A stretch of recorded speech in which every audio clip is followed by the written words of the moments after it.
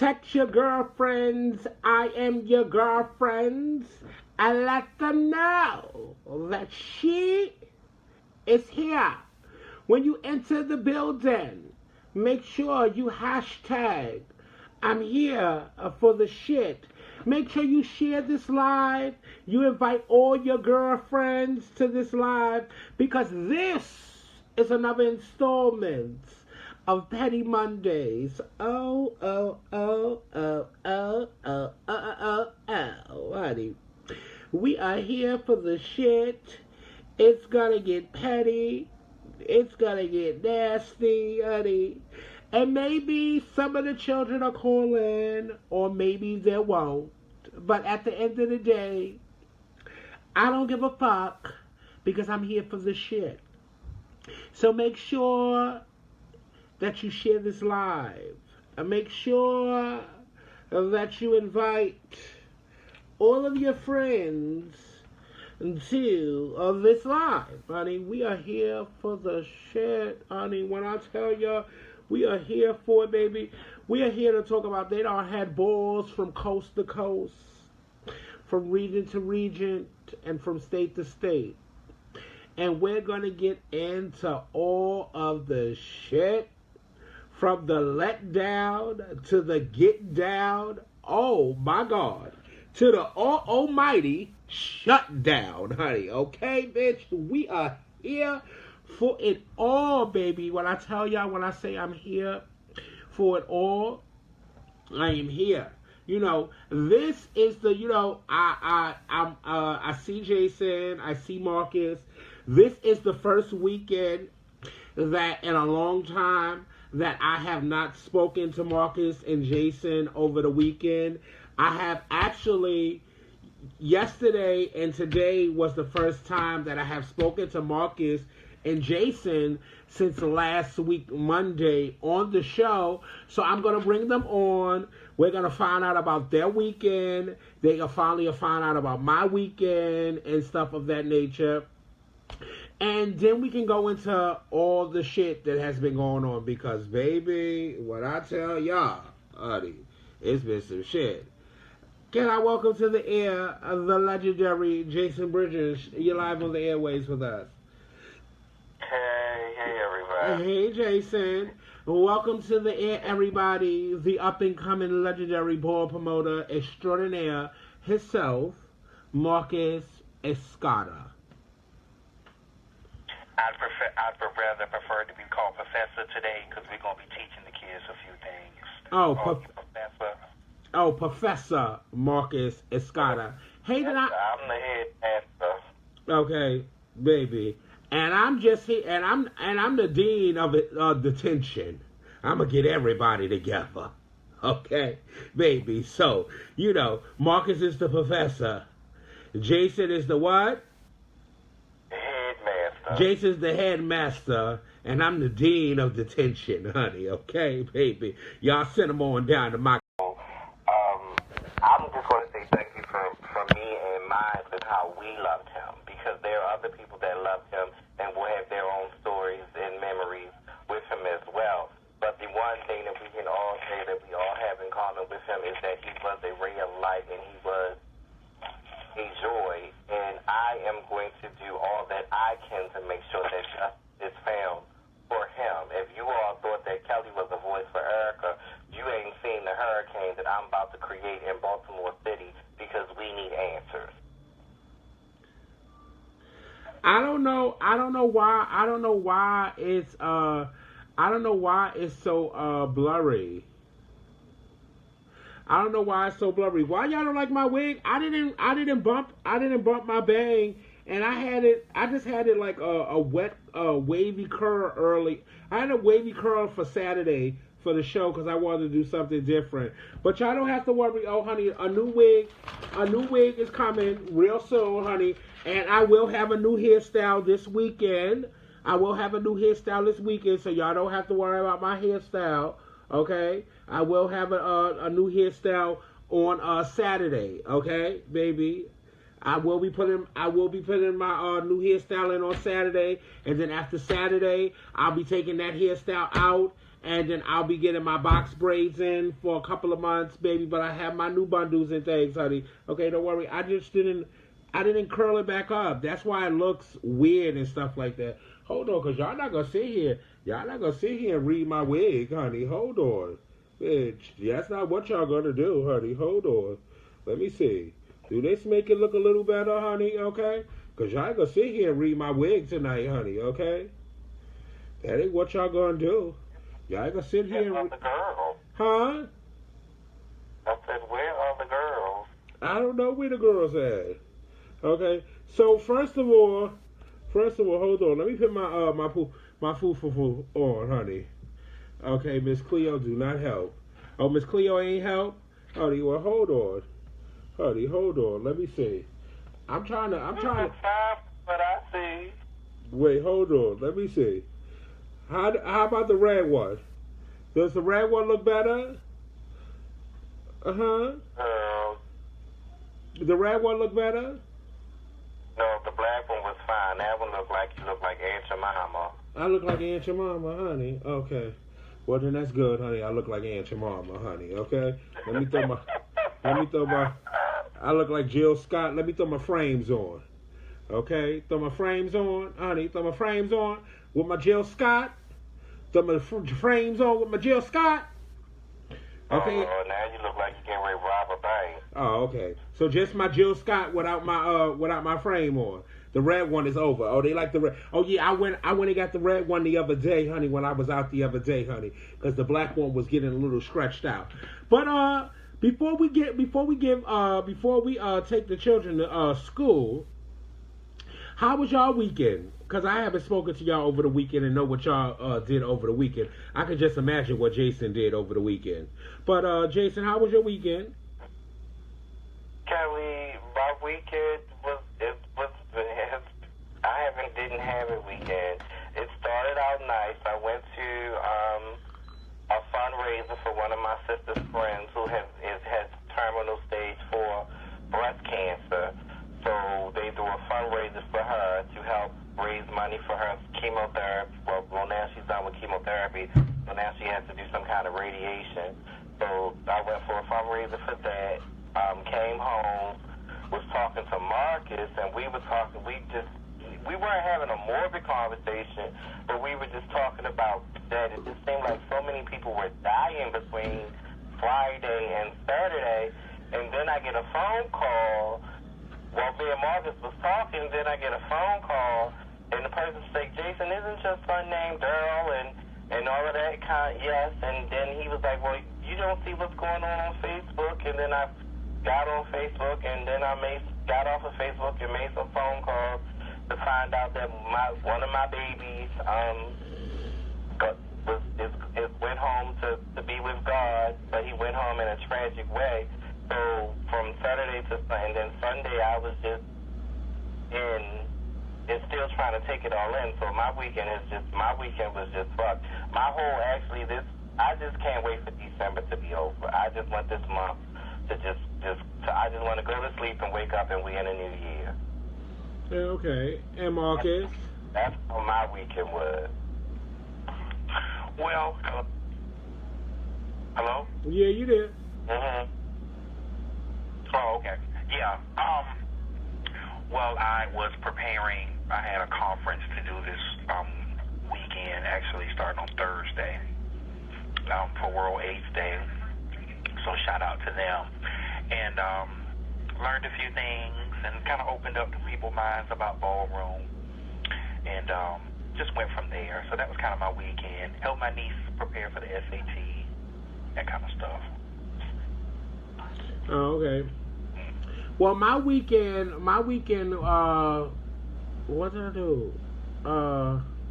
Friday night, I did some, Friday, okay, yeah, well, Friday, first of all, I want to thank, Anton from Philadelphia and, the, people from Philadelphia for inviting me down, to Philadelphia on, Friday to actually sit and, be, one of the panelists for a discussion on different topics surrounding ballroom and HIV and mass incarceration and craft and different things of that nature. So I definitely do want to thank them for definitely inviting me down there. I had a wonderful time. And I love the simple fact of when I could sit down with my other ballroom peers, and and they never had a conversation with me, and the only outlook that they have about me is Jess Kelly or Kelly Mizrahi. But when they actually get to mingle with me and get to know me outside of ballroom, they understand that I am more than just those two entities, that I am also Kelly Harrison, and I am a very well-spoken person. My dialect is very intelligent, and my story is real, and it's the truth. And so I was able to, open people's eyes to seeing a different light of me in ballroom that don't know me outside of ballroom. So I had a wonderful time. Thank you to Michael Robeson. He definitely spoke. Misha Ford, Prodigy, Man Prodigy, Jason Prodigy, Michi Lavin, Marquise Prodigy, and Amina Prodigy.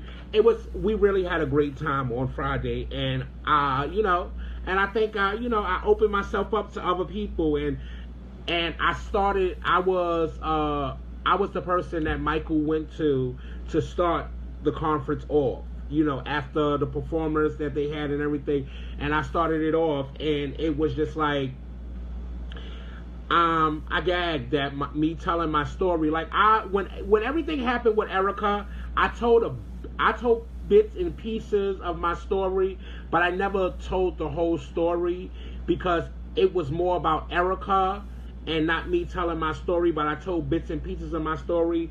But this Friday in Philadelphia, I actually opened up the conference and I told my story about what actually happened to me in prison and all the things that I went through. And I was just in awe to see people that, I be in ballroom with, have tears come to their eyes by me telling my story and stuff. So I just really want to thank them. And so then I came back to New York City, got on my train, came back to New York City, got back to New York City about 7 o'clock. I walked down the block to the Red Ball. Shouts out to Simba McQueen, that has an annual Red Ball that he has here on World AIDS Day with the Department of Health here in New York. He has it every year. I went to that, and it was fabulous. The kids was out, and it was phenomenal. And I did that, and then after that, I went out and I hung out with my daughter Coco and my son Stanez and Corey Allure, and we had a good time, and they had me outside, bitch. A bitch feet was blood. Let me tell y'all something, baby.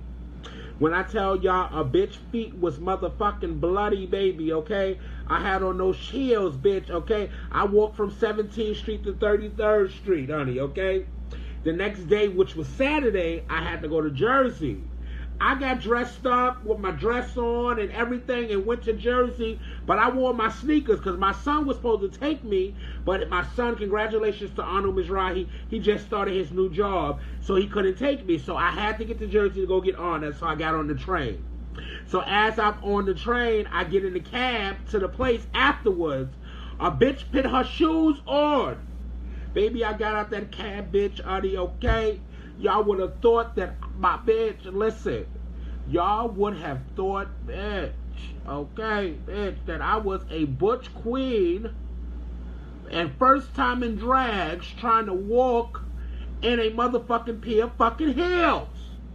Bitch, my feet was so bloody and so motherfucking hurting, baby. I told the people, I said, listen, I don't know, baby, okay? I'm putting my sneakers back on. I ain't putting no heels on. My feet hurt. I walked 9 hours in heels. I'm not walking in these heels. So we went there. I was at the show, got my award and everything. So thanks to our youth development scholarship in Jersey and shit like that for honoring me and stuff. So thank you to them for honoring me. And then after that, I came home. I went and I hung out with the Jussies for a little while at their holiday dinner. Came home, relaxed, got up today and did everything that I had to do today, honey. Went down to the doctor because you know it's gonna be 3 different doctors in the surgery room when I go to get my surge. So I had to go meet up with one of the other doctors, and she told me how everything was gonna go and all things of that nature today. How my surgery was gonna go and everything, and bitch, and then they gave me a fucking list, and I'm gagging, bitch, honey, okay? They gave me a list for the surgery, honey, and they told me, they said you can't wear your contacts. They told me I gotta take my nail color off my nails. They said you can't wear no makeup. I said, well, yeah, baby, I'm glad it's gonna be about 5 o'clock in the morning when I'm coming outside. Because y'all want me just to come outside looking all ugly. Okay? No makeup on. It said make sure your hair is snatched back. No nails on or nothing, honey. And then I talked to my sister and my son, and they said they put you in a robe and shit, and then they take the robe off and move you from one table to the other table, and then you're gonna be naked. So y'all just gonna have me just hanging all over the place in my birthday suit and stuff with no makeup and stuff on. Please, doctor, let me at least put some makeup on and some contacts and make my hair look like something. Y'all gonna have me in my birthday suit, bitch. Don't have me in my birthday suit and looking fierce all at the same damn time. But you know, it is what it is, honey, baby. A girl gotta do what she gotta do. So that was my Monday. And so now we're here. And we're here for the shit. Okay? So, you know, I don't know how this shit gonna go. I don't know where y'all wanna start at. But Jason and Marcus, where y'all wanna start at? Do y'all wanna start with the good and get to the middle and then work your way to the bad? Or do y'all just want to start with the bad? Might as well go ahead and get the easy part over with, the good. Okay. Well, I want to shout out to the people in LA and Reach LA for another successful Overness Ball. Okay. The opening act with Father Blahnik, I seen it on the live. It was everything.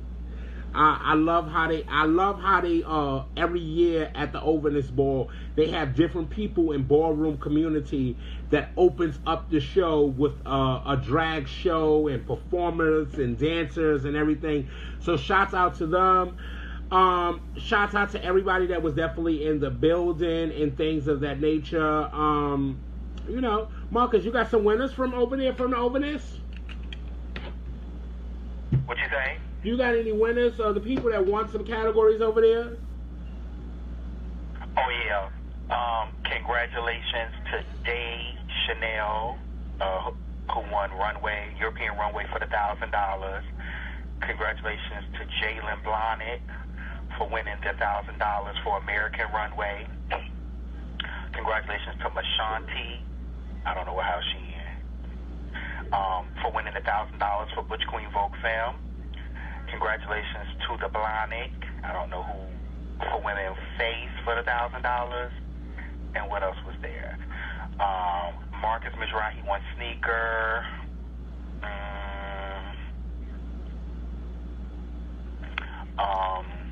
I don't know about the other categories. Oh, and $1,500 for Realness with a Twist. Chance 007. Oh yes, well congratulations to all the winners that definitely won out there in California at the Overness Ball. The Overness Ball is definitely a fab ball. Let me tell y'all something, right? I love when I go to LA and go to the Overness Ball because I always have a great time. They always get through all of their categories. The venue is not that of an upscale venue, but it's definitely a venue you can do a lot with. So I love LA. I love going to LA. Always have a great time. Huh? It looked a little better this time. look like they're doing work to the place. It's like a warehouse or something. Yeah, it's like a warehouse tease, and it's very big and it's very spacious. And then they got the outside area where you could go outside and you could smoke and carry on and all of that stuff outside. Share the live. Invite your friends to the live, honey. We here for the shit, honey. And I know a lot of people I've been seen in the beginning of the live. A lot of people was commenting and talking about Texas, right? When we get to the portion of Texas, don't comment. Pick up the phone. Y'all bitches need to start letting y'all voices be heard, okay? And I know that a lot of people, you know what? I know that a lot of people, wait, hold on. Oh, we'll get to that, Brett Garcon. Brett, you call me. That's Brett Garcon. That's his mother, or I think his mother had the ball. Where, in Texas? I mean, right. In Texas? In Texas, yeah. Mm-hmm. Oh, hold on. Jason, can you put the number up for the live? I'm doing that now. Yeah, and then I'll pin it up afterwards. Yeah, so when we get to talking, I want y'all to call in here, right? Because listen, I know people, his father, I know people, you know, I'm pinning the number right now. I know people, y'all have inboxed me and y'all send me stuff and everything, but when people that have balls actually, I pinned the number, when people that have balls actually hear from people outside of myself and Marcus, they can actually get a feel, and maybe they'll take some of y'all things into consideration, or maybe they won't. But you know, 9 times out of 10, a lot of people think that the things that we say out of our mouth, it's us. It's not really us. It's people that send stuff over to us, and we're just reading inboxes, we're reading emails and things of that nature, but it's not us that are saying these things. So y'all need to pick up the phone, and y'all need to let y'all voices be heard. Please do. Share the live, invite your girlfriend. You can always follow me on Instagram, Snapchat, and Twitter at JUSSKELLY, and we're always here for the shit, okay? So, Brett, I see your number up there, Brett, but we ain't get to Texas yet, Brett, okay? So we're going to get to Texas, because I know that we got one more state, we got 2 more states to get to, Brett, but I see your number right there, Brett, so we're going to leave you right there, okay? But when we get to Texas, because Texas is going to take up the whole show, okay? And you know what? Shout out to all the houses that tell their kids that they can listen to the show, but they can't call into the show. Shout out to all of y'all. I'm not going to put y'all on blast because I really don't give a fuck if y'all kids don't call in or not, bitch. Because if I got tea, bitch, I'm going to spill it and I'm going to say what I got to say. So I'm just saying, okay? So let's get into Virginia. What did y'all hear about Virginia? I didn't hear anything about anything this weekend other than Texas. Marcus, did you hear anything about Virginia? Unfortunately, I did not. I heard it was they went live, but I wasn't paying attention because I was more focused on my members in Texas at the time and making sure everybody was in formation the right way. So, yeah, shout out to John Kahn, though, and the agency in Texas for having a free ball on World AIDS Day. Oh, word. Work it out, Florida. Virginia for having a free ball on World AIDS Day. Work it out. Shouts out to Mother Athena. Shouts out to Mother Athena Khan for having her World AIDS Day ball up in Boston. I heard they said Snooki was fabulous on the 1s and 2s as the commentator. DJ, the legendary icon DJ Vaughn Law was everything on the 1s and 2s on the mic.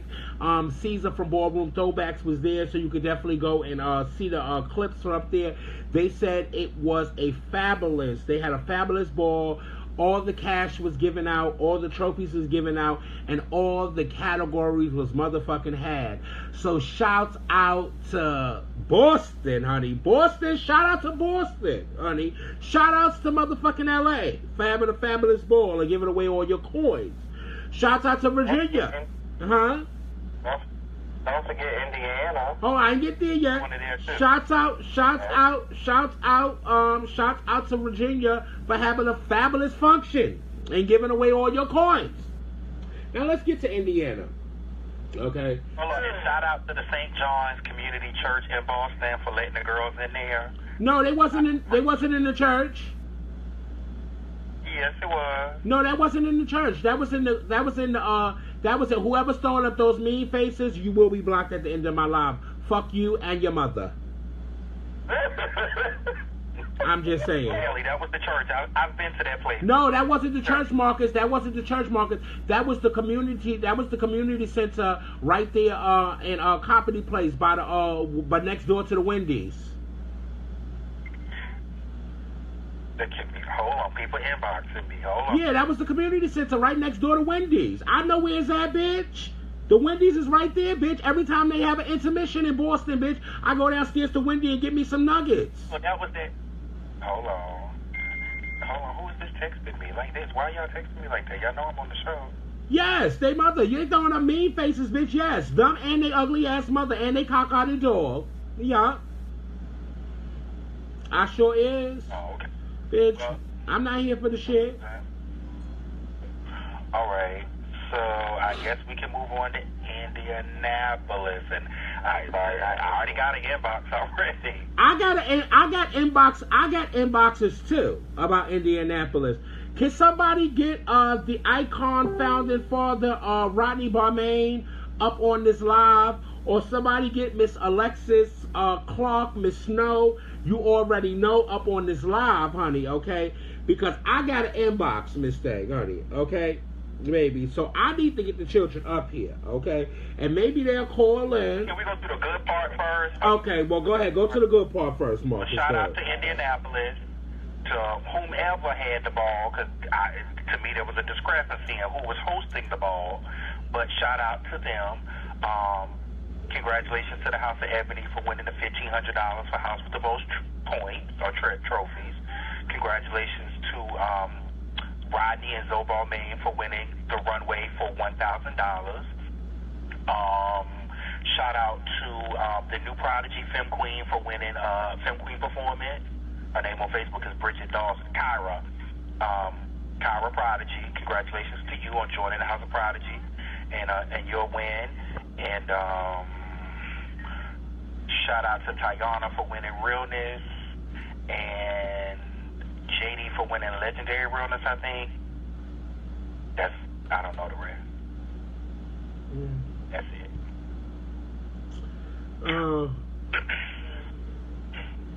Now, but I asked who Hey, me. Because Hey, me, man.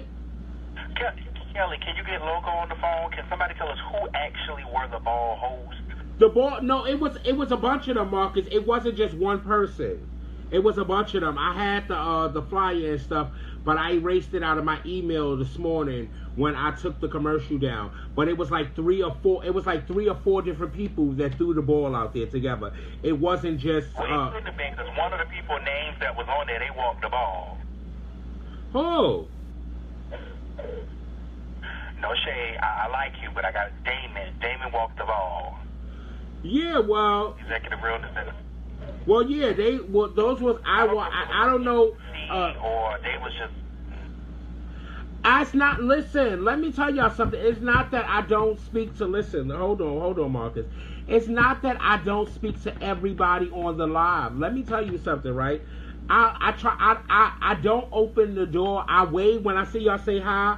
I wave and stuff, but I don't try to say one person name, because if I say one person name, then I have to do everybody's names, and then it becomes me just sitting here just saying hello to everybody and saying everybody's name. So when I see someone say hi to me, I wave to you like this, or something like that, because I don't want to take up the time from the show and sit here and keep saying everybody's name and repeating everybody's name and things of that nature. Okay? So no, I have not got any bigger shirts yet. Damon, I don't know if those 4 people named that was on the flyer, were they having the ball, or would they just put their name on the flyer for the agency? But yeah, those 4 people were. So if Damon's name was on it, he should not have been walking any of those categories since his name was on the billfold. I think that's tired. I think that's late, and I think that's horrible. So maybe they'll call in here and they'll tell us the tea and everything. Hold on, I got another caller. Let me see what if they calling about one of these functions we talked about. 202-670. You're live on the air on Petty Mondays. Good evening, everyone. And hold on, caller. Marcus Damon said his name was not on it. Go ahead, caller. You're live on the air. Yeah, the only ball I actually saw on live over the weekend was the one from Indianapolis. And my question is about the runway category. I noticed on the live that one of the contestants was being tried over their status. And my question is, was it open to all runway or was it legendary runway? Because I heard someone questioning if the person was a legend or not. And it was like, I was like, well, why are they trying this person? Because, I mean, his walk was on point, his effect was fine, but it seems like some people were not sure about his status. So was it legendary runway or was it open to all runway? Well, we missed that caller. Who was the person? The big boy. Oh, they gotta be. I don't know his name. They gotta be talking about Speedy. Oh, Yeah, that's who it. Well, yeah, okay, because it seems like it was confused over his status, and I'm like, well, Speedy was deemed a legendary runway at My Ball 3 Kings by the icon Andre Mizrahi. He has been walking balls. He has, since 2005, he received his plaque at a major ball on a major platform. He has of the years, he has $1,000 wins, and he has grand prizes. So if people, so I'm gagging. I didn't know that's what was going on. But to answer your question, why they might have been questioning him was because when you have open to all runway and they split it up by trophies, I mean, you are really walking to like legendary runway, and then you battle for the money. But okay, so it wasn't really about the trophy. It wasn't about if he could walk the category. Right. Okay. All right, that's all. Okay, thank you, caller. Can you press 1 and take your hand down, please? The next caller we have is 347-309. You're live on the air on Petty Mondays. Hey, Kelly. How's it going, Kelly? I have a question for Marcus. Was Speedy Father Quran back in the day in North Carolina? he was. Oh, okay, that's the same one. No, Okay, he wasn't a Quran. He was an Infinity. He was an Infinity, not a Quran. Yeah, He was an Infinity. Yeah, but I think you might want to ask him because he became Father Quran for over a year in North Carolina. I mean, I remember as an Infinity, but maybe he was a Quran. I felt like that other guy was the father. Short, he was kind of big too, but he walked realness. If I don't remember his name. I know if I saw his name on Facebook, I remember who he was, but I don't remember his name because okay. he didn't get into no net. No, but when I heard that, I was like, oh, wait a minute. Or you can tell me that on hold. That's all I want to do. Thank you. Press 1 and take your hand down, love. We asked David, whose ball was it if it wasn't their ball? Because he was the one that posted the picture of the money at the ball. Like, I'm not trying it at all, but, like, we try to make sure tonight we said we were going to be honest and tell people the truth. How does that look? You posting, all about the ball and then you walk the ball, whether it was your name on it or not. Damon, are you still here on the live, Damon? Well, Damon, the number is pinned, Damon. Can you call in and answer some questions? 347-309. Can you press 1 and take your hand down? I just shared the picture of the money. He said I just shared the picture of the money. Marcus. Okay. Next topic. Okay, so as we are talking about Indianapolis, excuse me, I got a message, and this is why I was asking for the House of Barmaid, okay? And I have to put this disclaimer out there that this is not coming from Jess Kelly Mizrahi, or Kelly Harrison. This is not coming from me, Okay, I have to put that disclaimer out there before I make statements. Okay, because if I don't, the children will be coming and trying me, honey. Okay, I got an inbox, and somebody said congratulations to Rodney and all of his wins and all of his house wins and everything. They said, but Kelly, why does the House of Balmain only walk the Chitlin circuit? I don't know. You would have to ask Rodney and ask his house why they only walk the Chitlin circuits. I don't know. So I don't know why y'all asking me. Y'all wanted me to ask Rodney. Me and Rodney don't speak on the phone like that for me to ask Rodney. But y'all would have to ask Rodney. Sus, for just to prevent a problem, if that person hits you up and tell you not to reveal their name or something? Yes. They said, Kelly, don't say my name, but I just want to ask a question. Okay. Why is it on? Can you I want to say this. Can you screenshot that just for purposes? And we would just not a thing, but like maybe cover up their name. Oh yeah, I can screenshot it and remove their name off of it and everything. If the girls want to see it, I could definitely do that. It's not a problem. Baby, I'm here for it, baby, but I'm not going to reveal their name, but they wanted to know. That's verbatim? That was what they said, verbatim? Verbatim. Word for word, verbatim. That's what they said. I'm going to just say. But I don't care, bitch, because I don't walk balls, so it don't matter to me, bitch. And is this a real, well, because we don't know if people are real or not, is this a real name or a fake profile name? Well, you already know. Miss Sag, I don't know if they real or fake. Bitch, you know I don't know if they're real or fake, mistake, bitch. Bitch shit be looking so motherfucking good, bitch. You don't know who is who. Right. Bitch. They said the Chitlin circuits. I think the Chitlin circuit would be Marquise, Indianapolis, and and Ohio, and those places like that. I don't give a fuck. I don't walk balls. I don't give a fuck, bitch. But yeah, so I'm just saying. So now to the main. Congratulations to them. Congratulations to them. $1,000 is $1,000 in ballroom now. So now to the main event. Okay. What was the young man name again? About his flavor. Huh? The lipstick ball. No, what was the young man name we have on hold? Brett. Okay, Brett. We're gonna be coming to you right now, Brett. Let us just do our recap, Brett, and then about Texas, and then we're gonna come to you. So, well, Baby Kelly, he was there, so you don't want to let him. Okay. Think of maybe who knows what he gonna find. Hello, Brett. So, Brett, turn your live down, Brett. Hello. Turn the live down. Hey.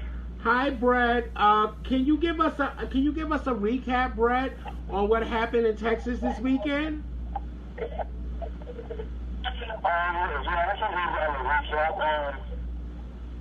Everybody knows my daddy's traumatic. Restaurant has a lipstick ball. The ball started at 8 o'clock. Your phone, wait, Brett, your phone sounds really muffled. Okay, can you hear me now? Yes. That's much better. Yeah. Okay, well, yeah, like I was saying, the ball started at 8 o'clock, and it was over at 1 o'clock. But we didn't actually start the ball until about 9, 10 o'clock because we was waiting on the Mugleres and I think the Balenciagas, but I'm really not sure. But we was waiting. But I mean, what do y'all want to know? Okay, how you doing, Brad? This is Marcus. I was actually a garçon when they opened up the Texas chapter. So like when y'all came to induction and stuff.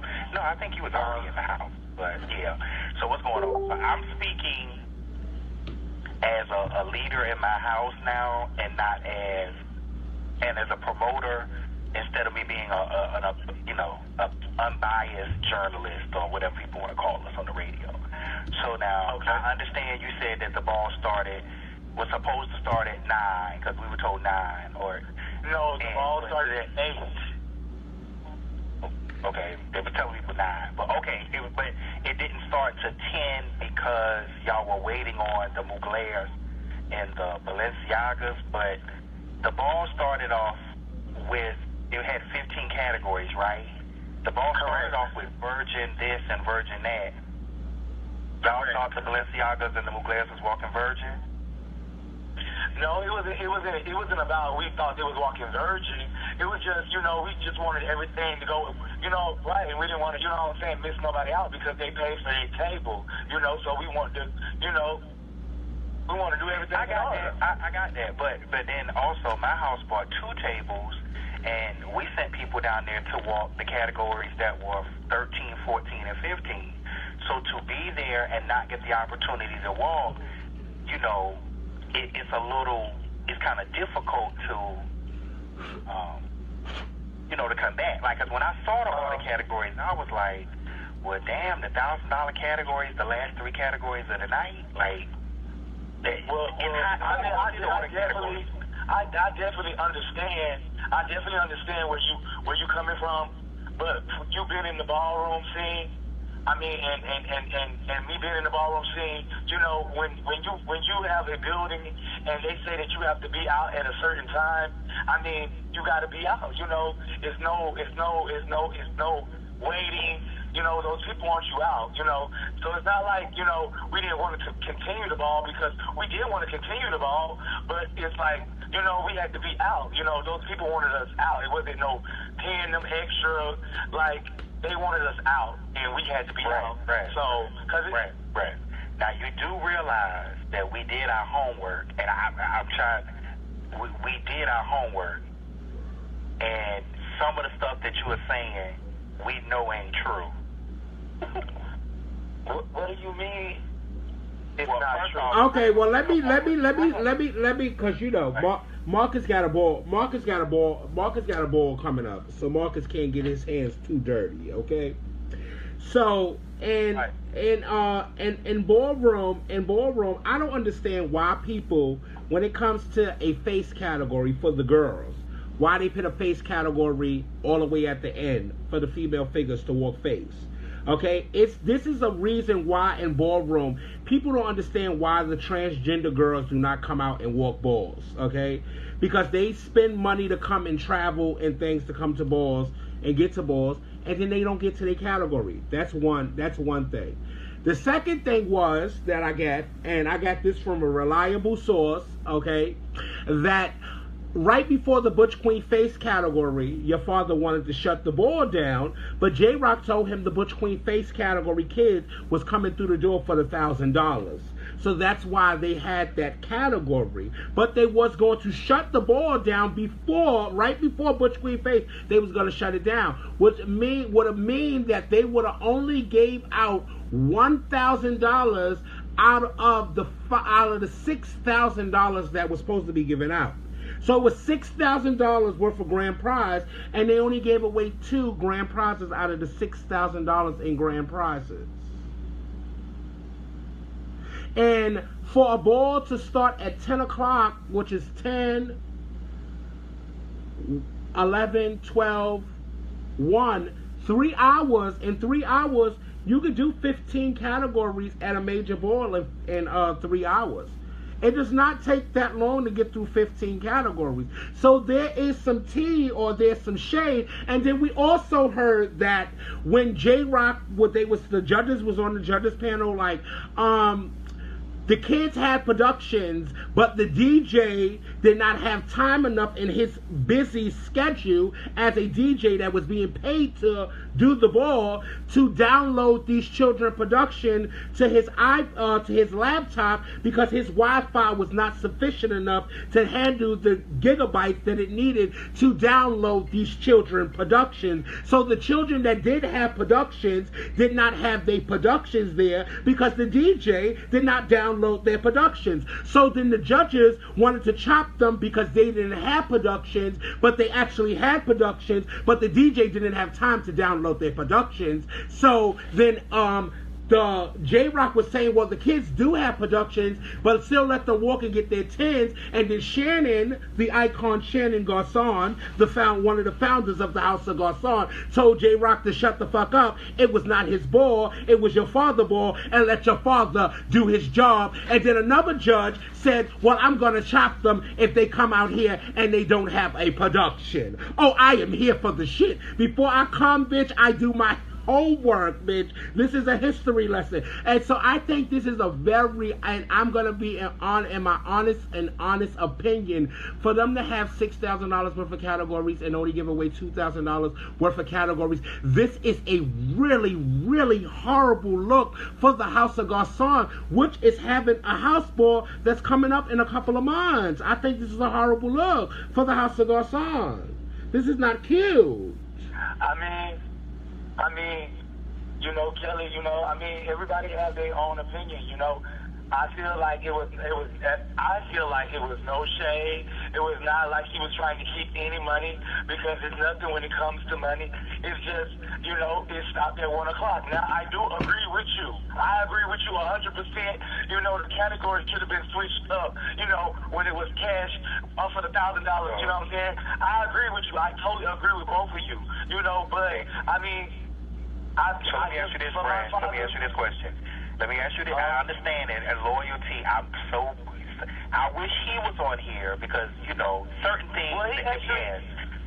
And I understand he don't want to be in the man. Get on here. Right. Yeah, he's not going to get on here. I understand. So, and I know you're the little more rowdy one, so I got you. I'm just glad we have some. But let me ask you this question. So, allegedly, someone has offered to help move the ball to Babylon, and although people might have to pay to get into Babylon, there was a space available to continue the ball, and allegedly your father said no. Can you confirm or deny? I can't confirm on that, because actually, to be honest with you, I left after my category. I didn't even go to Babylon with the rest of the Garcons. This is the first time I'm actually even hearing about this. I didn't know that was even brought up. But if that was brought up, you know, and he didn't take it to Babylon, I don't understand why he didn't. But I mean, if it was me, I would have took it to Babylon. So let me understand. It was 15 categories, but most of them were not walked from the little bit that I did see, and they still weren't able to finish. Well, what happened, Jason, was the ball did start even an hour late, but even if it was supposed to start at 8, it probably was not going to start until 9 anyway. So that would have given you, if the hard time was 1 o'clock, which would have gave you 4 hours. Well, Grand Prize had productions. You had to have a 2-minute production. So that already was going to be 30 minutes just for people to get Well, see, y'all just saying, do y'all see Mike is the manager of Babylon. So that definitely was a lie, because he just said right there, he's right now on the live saying he do not, he don't have balls, period, at Babylon. So if he did say no, that's because I guess this is the manager on here right now. Y'all see him? His name is Mike. So, okay, I mean, right, it was just something we heard. So then let me ask you this. So previous balls at that facility have stayed open to 2 a.m. Where did the 1 a.m. come from? I don't know where that came from. I know I was there with my daddy at the venue. I've been with my daddy by his side through this whole situation. I was there with the Mexican lady when we gave her the deposit, and she said, Shamar, you have to be out of my building at 1 a.m. So, I mean, and what time did you leave? You said what? You said you left after your category? Yeah, I left after my category. I stayed a little bit for the performance, but then I left. I was tired. I was doing so much. So, you know, I came, I walked, I support Garcon, and I left. I went home. Me and my boyfriend, we went home and we went to bed. So let me ask you this question. So now, allegedly, because this is another, I heard this, allegedly someone walking a category overheard the supervisor of the facility ask Shamar about overtime, and allegedly he responded he didn't want it taken out of his security deposit. He didn't want the overtime.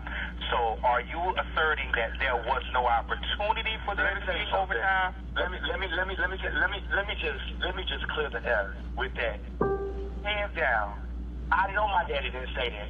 I know for a fact my daddy didn't say that. And you want to know why I know my daddy didn't say that? Because we was not fucked up about a security deposit. Period. You know what? Got fucked up about a security deposit. So it's so much allegedly people saying this, allegedly people saying that. I know my father, and I stand behind my father. And me standing behind my father, if money was not an issue or a problem. Now, like I said, I do agree with y'all. I agree with y'all 100%. Like, those categories should have been switched up. I feel like the $1,000 category, that category should have been like shit number 2 or number 3 or shit. It could have been number 1. You know, if the ball stopped at 1 o'clock. I do agree with y'all, but all of this allegedly and this he say, she say. Man, we try to put together a good ball, and if we hurt anybody's feelings or people feel like they came and they flew and they didn't get the show off, you know what I'm saying? I apologize for my father, and I apologize myself. You know, I mean, we did the best we could, you know. And I really thought it was a good ball, to be honest with you. I really thought it was a good ball, and I want to thank everybody that came and showed up. I mean, you know. You know what? I really try to stop being as messy as I used to be when I was on Tins or Chops, baby. But I think when it comes to these balls being shut down and things of that nature and the cash and stuff not being given out, I think I gotta go back to being that messy bitch that I was, baby, and calling these venues and getting the people from the venues up on the show like we used to do on Tins and Chops, because it's really becoming ridiculous that, you know, with all of this stuff and kids coming out to walk categories and all types of stuff. I think that it's horrible. Bitch, I think we got to get back to that messy. I got to get back to that messy side of the shit when I used to call and have the club promoters or whoever the people booked the club would on the motherfucking show, mistake, so they can reiterate. Oh no, I told them that they can do this, and I told them that they can do that, and get them up here on this motherfucking show like we used to do back in the days. You know, I mean, if you have to get messy, and back in the day, you know, Kelly, you know, I know you was the shit, and I know you get messy, so, you know, do what you gotta do, Mom. So let me ask you this question. It's 10 o'clock. Does the bar shut down in Texas generally? Like, what time you have to, what's the last call for alcohol in the state of Texas? The last call for alcohol, I think it's like 2 o'clock in the morning. So last call's at 2, and this place was selling alcohol, correct? Correct. So did they ever do a last call for alcohol before 1 o'clock? Like I told you from the beginning. He wasn't there, Marcus, so he wouldn't know, Marcus. He wasn't there. I know. Like I said, performance was almost the end. So he was at 1:45. They said 1:45. The lady said last time for alcohol, but they wasn't there at 1:45 though. So the only reason he's basically on the phone with us is because the person that threw the ball is not really getting on the phone, because my daddy don't. My daddy is, I mean, he don't want to explain himself, period. He don't want to explain himself.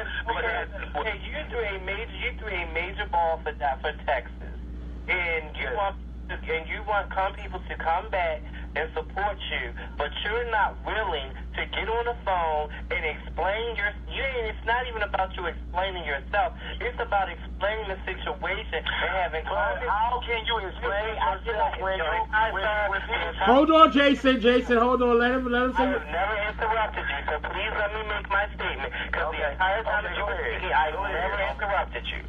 I never. Go ahead. So he doesn't want to come on to explain himself. So you're here. I understand that, and I respect that you're taking the time to do that for him. But you don't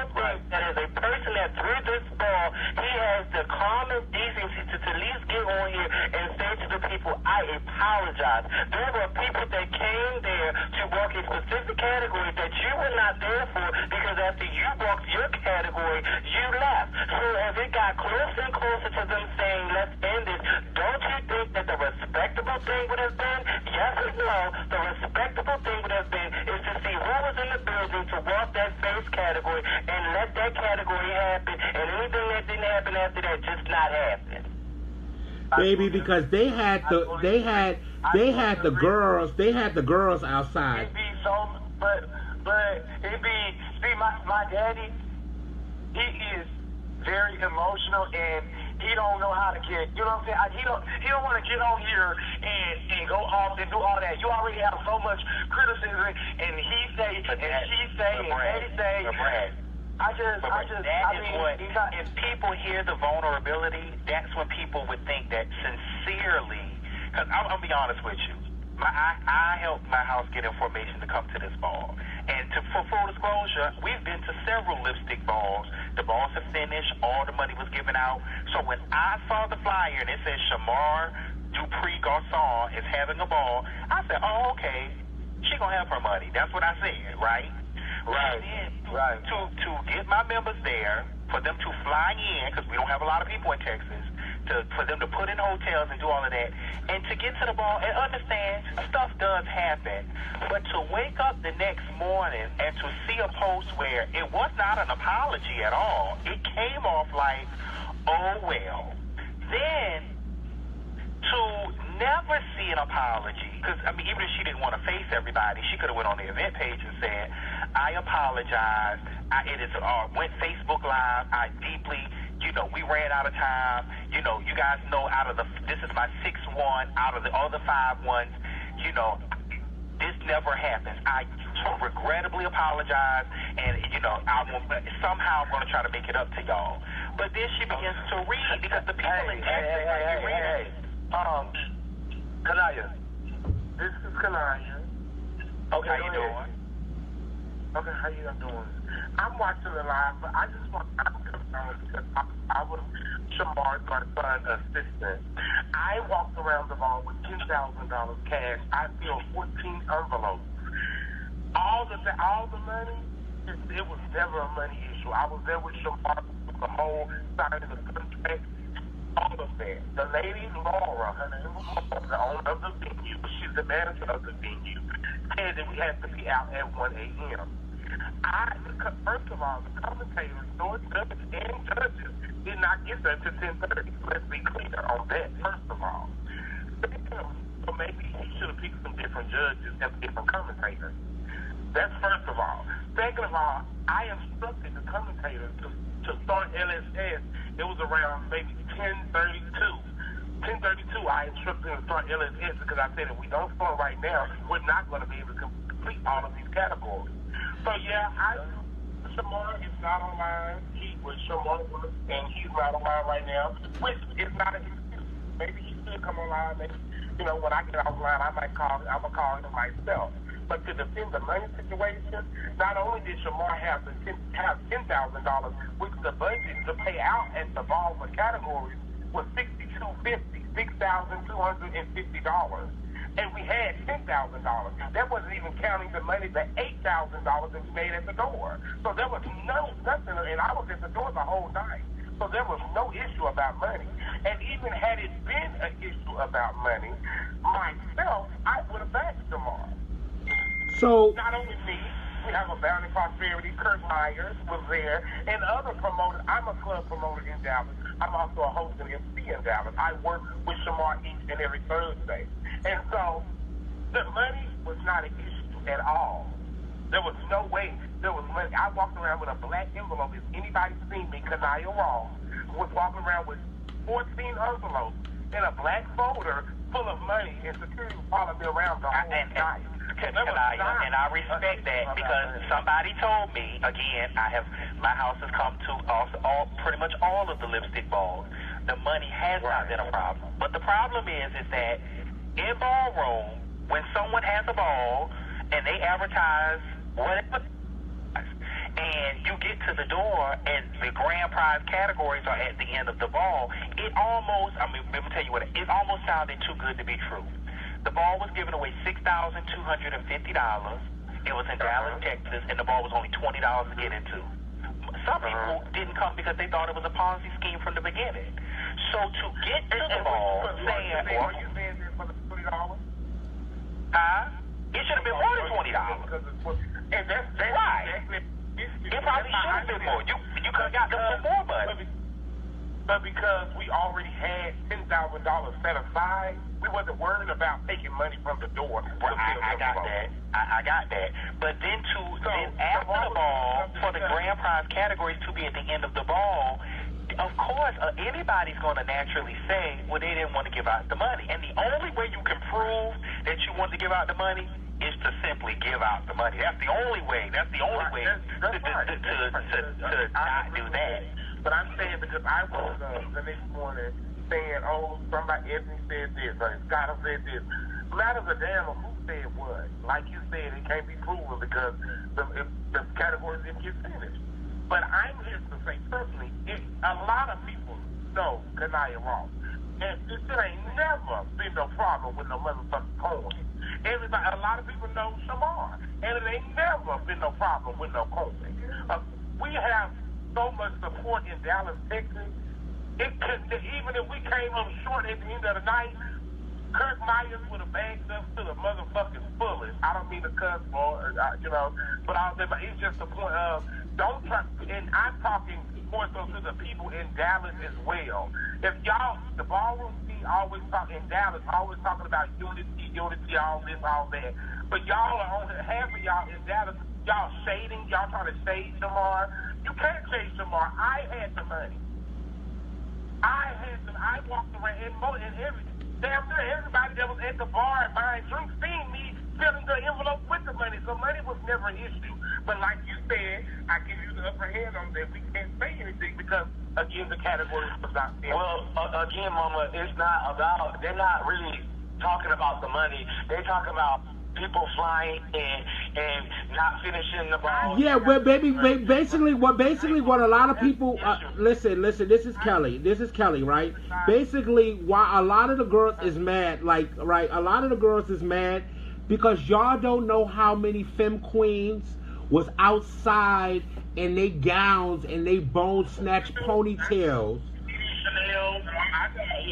The girls it was so many girls outside that was waiting to walk categories and everything. You had girls in their hotel rooms waiting for them to tell them to come from their hotel room to come over because it's 3 categories before the ball for them to walk the category.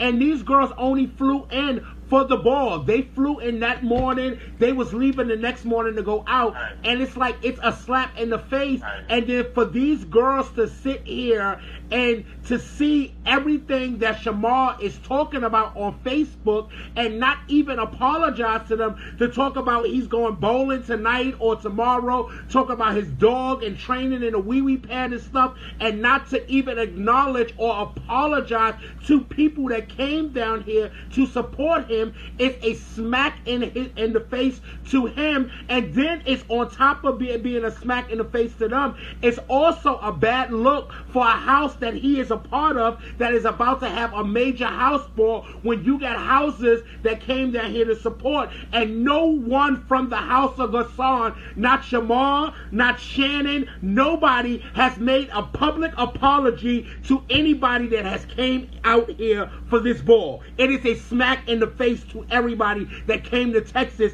and it's a bad look for the House of Gassan that's having a house ball in motherfucking 9 months. Kelly, I do understand what you're saying to the fullest. I understand what you're saying. I want to take the time to personally, for Dallas, overall, for Texas, to personally apologize for what happened. But we do have to go back to, we first set this venue up at a different location. But because, and thank God we did, because had we anticipated on the amount of people that came, they would have shut us down over there at the door because it was way too many people. I've had events at that center, so I advised Shamar to change the ball location because I expected just from the word of mouth of more people coming than what we really do. So when we changed, we get over there, pay her $4,000, and then she want to say 1 o'clock. I didn't agree with the 1 o'clock thing either. I'm with y'all on that, but I mean, it happens. I do believe Shamar is going to apologize, but I got to give him time as well. I got that, caller, but let me also explain this. Say this, and it may not be that it was this ball, but you do realize that a lot of balls in Dallas have not finished. So people frustrate. People have been to Texas several times, and the ball. So now at this point, it's becoming a pattern.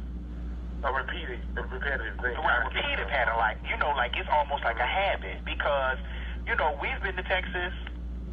I'm gonna say 4 times, and you're not getting to your category, or the ball gets shut down. Yeah. After having waited. I'm gonna be real with you. I'm not involved in like this, so I really don't know.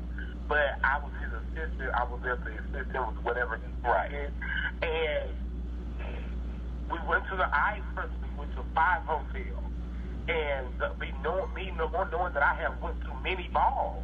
And the hotels normally let you go all night, whenever you want to get finished. But they were not having it. No shade. Right. Even back to the time when Trey had the ball at the Magic Theater place. We stayed in there longer than 1 o'clock. Right. We've been there to 3 or 4 o'clock in the morning. So nobody ever thought for a ball in Texas to end at 1 o'clock when typically the ball don't start to 3 and 4. It seems funny. Can you agree to that? Right. Like that just don't seem right. But what from the outside looking in. The flyer says 8 o'clock. Right. I didn't ballroom, same thing as Fashion Street. We ain't gonna start at no damn 8 o'clock. Now come on now. He say 8 o'clock, we ain't gonna start, but we thinking, okay, we're gonna get him time, get there at 9. I see the house of Ebony's walking in at 10:30. I see the house of Wichita walking in at 11. And I said, he knew I made it clear. Cash only, they not set up for credit card. I made it clear. Cash only, credit, all this, so people was leaving, going to get cash. I put it everywhere. I had all ballroom leaders tell their people cash only, all this. So it was a lot of different things that you could put in as a factor. But overall, I agree. We should have had a venue that let us go longer than 1 o'clock. But because of space and opportunities that Laura gave us, we thought it was going to be great had we started on time. Or not even on time at 8, had we started 9:30, whatever time is there, we still would have been able to finish the category. But because to be honest, the categories when the categories first started, they was going so fast. I really thought that they was going to get to the categories. I'm gonna be honest. What slowed everything up is all the arguing and the bickering and bitching in performance. No shade. Yeah, because they was arguing and bickering because that tired ass motherfucking DJ ain't have motherfucking Wi-Fi to download those motherfucking kids' motherfucking productions. If he would have downloaded they fucking productions like he was supposed to. I understand what you're saying, Kelly, but all leaders do. I sent out memos. Jamar sent out memos. Everybody sent out memos. You can pick your own music, have it on a CD. We told all leaders that. I can vouch for that. So that's not it. Because if you knew what you wanted to do in your production, you should have had your and the reason why the DJ couldn't play some of their productions because the iPhone 8s and the iPhone everybody he don't have that plug. He didn't have that plug and they had it on their phone. So let's do it. Let's because we said we were going to teach people stuff today. If you are walking the ball and it calls for a production, whether it's $500, $1,000, $5,000, you need to burn it on a CD. You need to have it on a disk drive. You need to have some copies. I asked DJ because why would you even try to bring a production on a phone? Period. You should have had it on a CD. No, but you hire a DJ. So, Come on, Kelly. But I'm saying, but at this day, and listen, and we gotta keep it funky. At this day and age, nobody has CDs, honey. Okay, everybody has flash drives. Everybody has phones. But if you coming, but Kelly, if you coming to win $1,000, your ass better go make a CD. If you coming trying to win $1,000. You can go to Kinko's and they'll burn it for you. That's not an Kelly. That's not. They should be prepared. But Kelly, so you're telling me that if you're having a function, every bitch that's walking, performing, and they got a production, you want every bitch to give the DJ their phone. Oh, well, listen, let me tell you something. See, I'm only speaking, listen, let me tell y'all something. See, this is how I work, right? Okay? This is how I work, okay? I'm a mother of a house. This is how I work, okay? They gonna have that, I'm a smart bitch when it comes to doing this shit, okay? My motherfucking kids is gonna have that shit. Every motherfucker that's in the production is gonna have it on their phone. My fat ass is gonna get up, and I'm gonna find some place to get a CD. It's gonna be burned on the CD, and everybody's gonna have a copy of that motherfucking CD along with it being on their motherfucking phone. Okay, that's right. Right. So every house leader that's complaining about performance and all that, y'all got the memo. Y'all should have let y'all house members know. That's the end of it. That's it. I mean, because y'all knew. I personally told every house leader, send out memos to every house that there was no CD is the best way, so there will be no problem. And in the future, to help them out, tell them CD is the only way. Because I tell my boss, I don't let you play no phone at the production. Because if your phone your production is going to turn off, and to me, that's a child. Or he might have an iPhone out of school. We don't know what kind of phone these people got. Right. Okay. And there was another thing. They stopped the ball so many times because some of the people that was walking, they had to email they productions to the DJ for him to download it and play it on his jukebox or whatever the hell he was doing, and that was taking up time. So it's like, everybody is trying to blame fingers and stuff, but a lot of motherfuckers didn't come prepared. You know what I'm saying? Everybody play a part in this situation. And so in that situation, okay, so we'll take that one and we'll chop that up to the game. To the participants that was walking that category was not prepared. But as a ball promoter, when those bitches was not prepared, you were supposed to say, okay, we're going to come back to this category. We're going to get to some other categories for the girls that are prepared.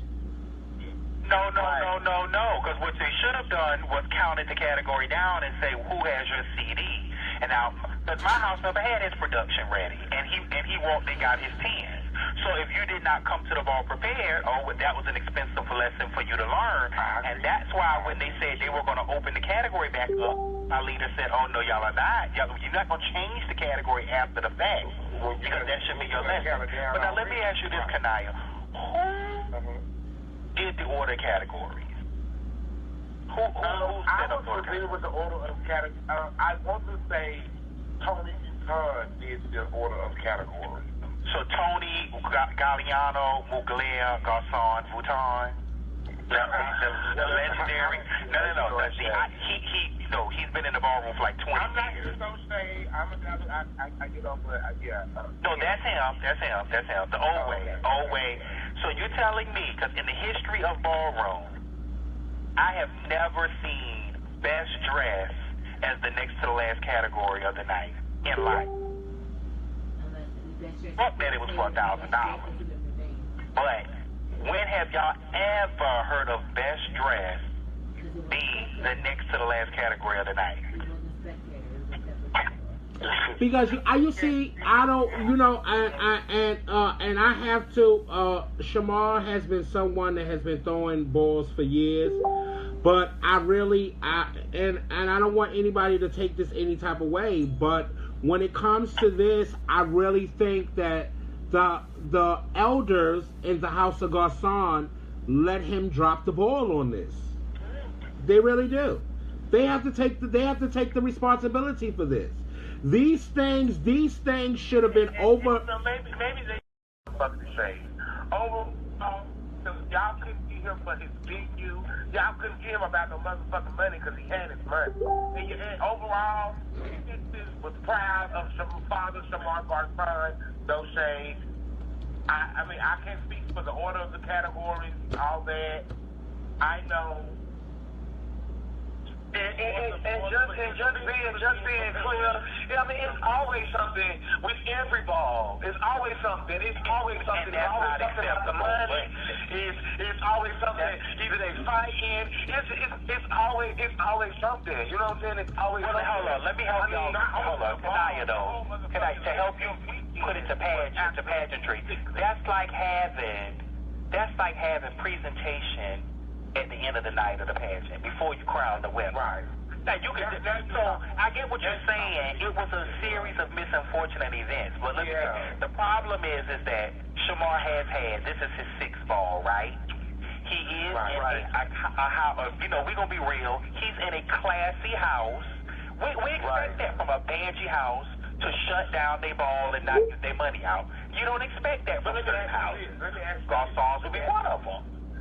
You would never expect the Face House of Garson to have Face as the... That's like a boardroom no-no. You don't make Face the last category of the night, and you wouldn't expect a Face House like the House of Garson to make that mistake. So it seems as though it's like, okay, one mistake, okay, two mistakes, okay, maybe that's a coincidence. But when you start 3 and 4 things, it starts screaming something else.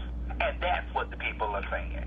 I think if it was J-Rock, anybody else, they would be reading them the same way. So it just happens to be Shamar. And my inbox is going crazy. My inbox is going. My inbox is going. I apologize to everybody. My inbox is going crazy right now from so many people from Philadelphia and Baltimore that came down here, baby. I'm sending the number to y'all so y'all can call into the show, because I'm not going to sit here and read all of these messages, because I sit here and I read all these messages, it's going to make it seem like I'm attacking the House of Garson, and I'm not attacking the House of Garson. I don't attack any house, bitch. I just read the messages y'all send. I'm not reading the messages no more. I'm sending y'all the number. Y'all call in here yourself. Well, Kelly, I see exactly what you're saying and all of that. I get it.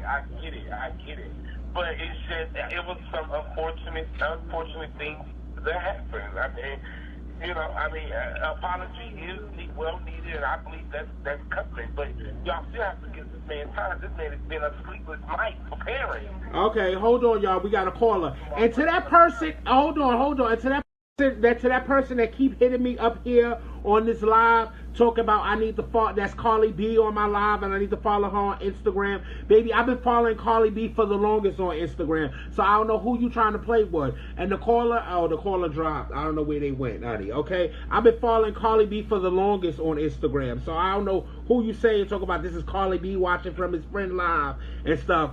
Stop playing with me. But the caller dropped. So anybody else that want to call in, the phone number is 563-999-3792. The phone lines is open. Well, Carly, hit me up in my DM on Instagram, honey. I'm Jess Kelly, JUSSSKELLY. So let me answer this question, Garson. Will Shamar continue to have the ball? Is he going to? I mean, when I get off the phone with y'all, I'm definitely gonna get on the phone with my father and talk to him. And like I said to everybody that came, thank y'all so much for coming. Unfortunately, it didn't go as planned. You know what I'm saying?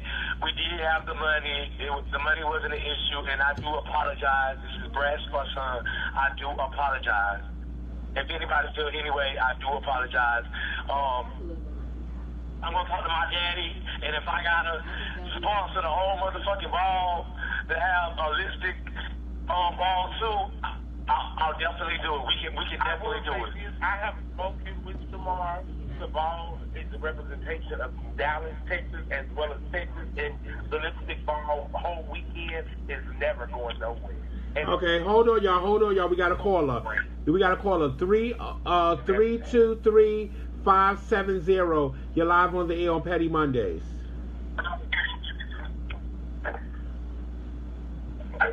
323-527. You're live on the air.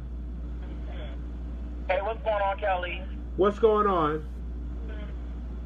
This is Gardini. I'm actually from Miami, Florida. I reside in Atlanta, and I came down to Texas for the ball. And I just wanted to get my input on the experience as spectating on what behind the scenes of what I saw in the ball. I'm not in the Garth balls. I'm not in the houses that were there. But I sensed the shade, and I seen the fool-la-la that was going on behind the scenes. So I just wanted to get to my version of what I saw. Go ahead, baby. The floor is yours. Okay, so first and foremost, the category in the beginning, when I tell you the virgin category, the kids came in for the virgin categories and they cleared the motherfucking ball. Now, another thing that I saw on the ball that made the ball go a little long, like, you know, it extended where it needed to be was, there was a lot of shade going on the judges panel. Now, I don't know who was judged for the I don't know who was, hello? Go ahead, caller. Okay. Yeah, so I don't know who was judging for, like, the ebonies and stuff like that, but a lot of people on the balls, they were getting angry because their kids were getting chopped, so they were trying to chop the other family members because they weren't happy with what was going on. So there was a lot of bickering going on the panel because certain ebonies and certain people were getting chopped, so they were chopping the other kids, and that's where the first problem started off. Then, when it came to the category for the rhythm for the twist or whatever, the whole red scene, you know, there was another controversy with the guy in the red. I don't know who the guy in the red that was trying to grab the mic. You know, he was trying to be wrong function. Right, him. He was trying to be wrong function and, you know, it was pretty much about to be a fight. You know, everybody expects the fight to happen. So the ball should have shut down right then and there because they really wanted to fight. So it wasn't Shamar, it wasn't the people. It was the people. The people have to take accountability. So that's another situation. The girls was in the bathroom bumping and stuff like that, so they were missing their categories. You know, they were trying to rush, and, you know, the spectators and the commentators, they did a great job. So they was letting everybody know, hey, your category's coming up. But the girls were so busy trying to get full that bitch, they missed their category. You know what I'm saying? So when you're preparing for a category, bitch, rest for the category and sit your ass down. Don't fool la. Don't be in the bathroom bumping. Don't keep me with your girls. Sit there and wait for the category. It's like a pageant. Bitch, wait for your turn. So, you know, that was another situation. That was another situation going on. So overall, I can say the ball was a great ball. I don't know if they had their money, but I know, bitch, they was making bitches pay cash in delivery. You know, cash. You won't be that cash. Yeah, so that's definitely my insight that I saw. But the ball was definitely a great ball. The categories were sickening. The problems came in with the whole red scene, the twisters and all of that. That's where all the categories and the bickering and the chaos part. Yeah, that's when the chaos occurred. But the whole night, the categories was perfect. Nobody came for runway. You know, but my thing is, if you're preparing for the ball, you get what I'm saying? You have to prepare in all fullness. So my thing is, yeah, they were preparing for every category, but a lot of people didn't show up for the category they're supposed to walk in. You know, Sneaker versus Sneaker, I felt like that category was the fool. You know, the girls was coming in red bottoms, and they was coming in concessions and stuff, and they let the little Nike boy win. You know, who had the little Nike system. You know, so. Can I ask a question? Who chose the judges? Totally Buchanan. No, but they had incredible justice. They had Jack Mizrahi. They had Shane. No, they didn't have Jack Mizrahi. Jack was in L.A. I'm not Jack. I'm sorry. I'm so sorry. I meant Andre. I apologize. They had Andre. They had a lot of. Somebody asked me about. I heard Kirk Myers was on the panel from Abundant Prosperity. Kirk Myers was not on the panel. Yes, he was. Okay. Yes, he was on the panel. Yes, he was on the panel. They were waiting for judges because I think in a ballroom you can't have an even number. It has to be an odd number. So a lot of other credible judges show up.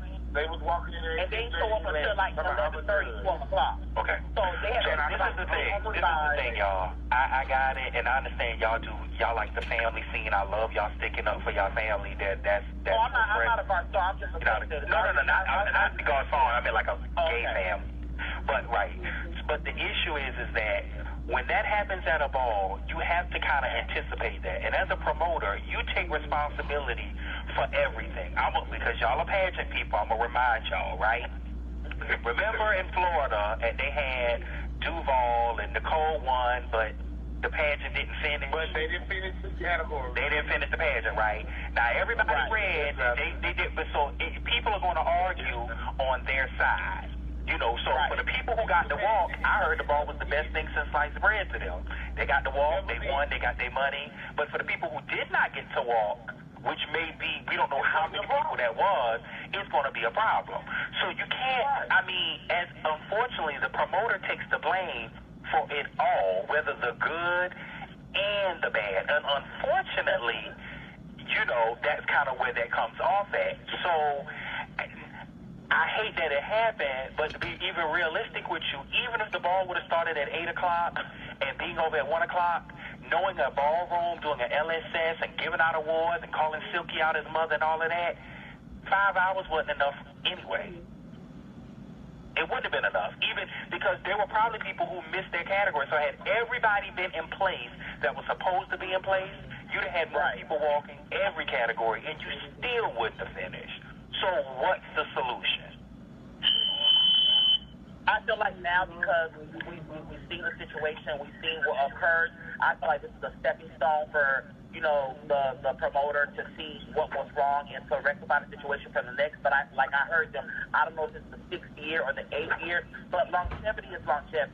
So just because you have one mishap or one fuck up, doesn't mean, that the ball was a flop and da-da-da-da. I just feel like you have to look at the past experiences of what happened. Like you said, they had their money for the last 5 to 6 times. So I feel like it was a learning experience, and now he knows the next time to make sure that he buys the ball, at a proper event, a proper venue. So or start it early in the afternoon. If you got to start at 3 o'clock in the afternoon, then guess what? Then let's start at 3 o'clock. The virgins will be there. Y'all don't be done until 4 or 5 o'clock in the morning. I'll be like, girl, the sunlight is coming on and y'all still vote. So, I just wish that y'all I understand Shamar is not a controversial person, but to be a promoter, a ball promoter, because doing pageants and clothes and everything, you got to have nerve. And so to not come on here and face the people, it's hard. It's going to be hard as a leader to see her flyer come out with his name come on it, and me ask my house to come back without not having heard from him. Right. I appreciate y'all coming on, but look, the reason probably I don't really know him, but in my being business-wise, I feel as if that he might as well feel as if that he was disappointed in how the turnaround was. So my thing is, while people are criticizing him and things of that nature, we have to look at it as he might feel like personally down inside, he tries to continue the legacy of having a great balling talent since they didn't have it in 9 months. So it probably was a disappointment, and I feel like sometimes people heal and they take things. It wasn't. Listen, right? Because Marcus is the political PC side of it, okay, baby. And he ain't disappointed, baby. You can't be disappointed, honey, okay? You saved fucking $4,000, and then Mama right here says she collected $8,000 from the door, so he can't be that disappointed. Okay, he going bowling tonight or tomorrow, and he training his dog to pee on the wee pad. Well, hold on. Now we here. We also here for the shit. Kanika, you still here? Well, I'm here for the shit. So if he saved $4,000 and he made $8,000, maybe he should donate some of that money to the ball that's happening in New York. Do a sponsorship to really show the people that the money wasn't the issue. The people in New York wasn't at the ball. Why sponsored in New York? I think if Shamar was to come on the line and maybe to kind of help the situation, it would be nice if he could. Maybe if he wants to have the ball next year, just let the ball be free and really make up to everybody. The categories he didn't give out that money and don't charge nobody. Pay for the place, and move on. If you know, if you're interested in repairing that, that situation, you ain't gotta give your money out at nobody else's ball. No shade. I wouldn't do that myself either. You've been having it. You had a bad situation. If you want to make up for it, have another ball and have it for free. Don't charge nobody nothing. And if he's interested in repairing, is Kanika still here? Is Brad still here? Yeah, I'm still here. Well, I agree with you. I'm gonna talk to my daddy, and we gonna do it before you go. Before you go, I got a question. Free entry. Hold on, before you go. We got a question. Yeah. We got a question. The question is, what's all this foolishness going on about this hotel room? What hotel room? Let's get to that. I personally prefer that. Let's get to that. Bitch, that hotel room was just paid for. I don't know whichever one of them is it, but I personally paid for them. I personally did that myself. So, bitch, if you spend too much money on your motherfucking cocaine use for the weekend, that's your motherfucking problem. Not my problem, not your mom problem, not no Barcelona problem. You should have budgeted your motherfucking cocaine use, the bitch. Well, Kanika, are you here for the shit, Kanika? Kanika, you here for the shit? I'm here. Well, who was in that room? Who room was it? It must have been a couple of girls. I want to put out their real name because I really don't know their real name. Well, what's their ballroom name? Well, why was she paying for? The only rooms you pay for would be the commentator and the DJ. Where was the DJ from? It's the commentator. You know who it is. It's common sense. So the commentators, y'all paid for the room, and they're saying the room was not paid for? And then the commentator also said that my daddy. Wait, Mom. Because the commentator also said that that my daddy didn't want to pay for his ticket back home, but the initial agreement was, he said that he wanted to party in the streets in Fort La in Dallas, and to Tuesday, again, he's sending messages to one of my other house members saying, Shamar is not answering the phone. He don't want to pay for my ticket home. First of all, Shamar has a job.